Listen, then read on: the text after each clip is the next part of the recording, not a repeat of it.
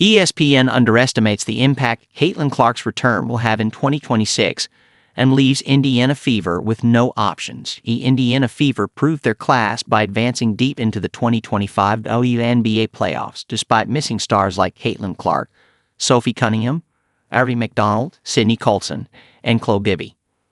Yet, ESPN's early 2026 power rankings placed the team fifth, leading to a mixed reception as the analyst, Lundberg, questioned this assessment, considering their success with a depleted roster.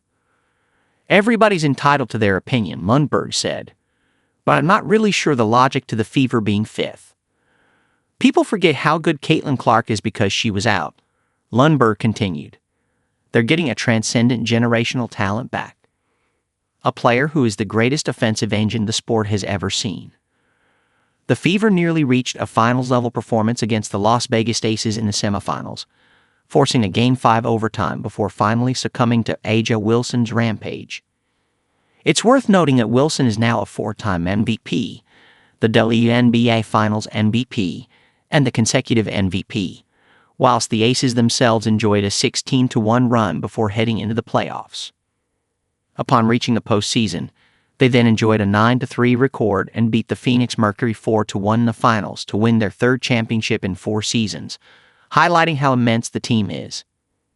As it turns out, the Fever were the only team to beat the Aces more than once since the start of July, something Indiana managed to do twice, July 3 and 24, September 21 and 28. That's led to claims that ESPN appears to have overlooked how dominant this team can be with its full roster. So just how good can the likes of Clark, Stephanie White, Sophie Cunningham, and Aari McDonald be? How Stephanie White kept the Fever competitive without Caitlin Clark. Clark's rookie campaign was historic as she broke the WNBA assist record, 337, and became the first novice since 2008 to make the All-NBA first team, taking to the professional scene like a duck to water. Her presence is central to Indiana's offense, and her injuries in 2025, soft tissue and leg strains, diminished the team's output significantly as during her absence, the Fever lost roughly 19.2 points, 5.7 rebounds, and 8.4 assists per game. Her rehab over the next 7 months is expected to return her to near rookie form. Even a modest 10 to 20% reduction in her output would still make Indiana a top-tier contender. The team's roster stability adds to the optimism. Clark and Aari McDonald remain on rookie contracts. Lexi Holt is a restricted free agent, meaning the Fever can retain her with a matching offer. Whilst Stephanie White, the head coach, has been instrumental in maximizing a depleted roster, guiding the team to the semifinals with depth players, showing why she was brought in from the Connecticut Sun. White's strategic adjustments will allow Clark's eventual style of fast-paced, high-usage ball handling to shine once she returns and also ensure the team could rest her to guarantee full fitness.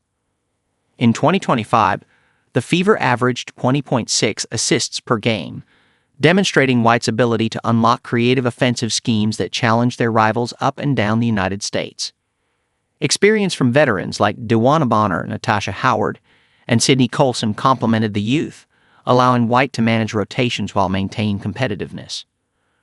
The addition of Clark will unlock the full potential of her system, giving the Fever a strong edge for 2026 as their star talent returns to the fold, one that was averaging 16.5 points per game, 5 rebounds and 8.8 assists in a curtailed and injury-struck year.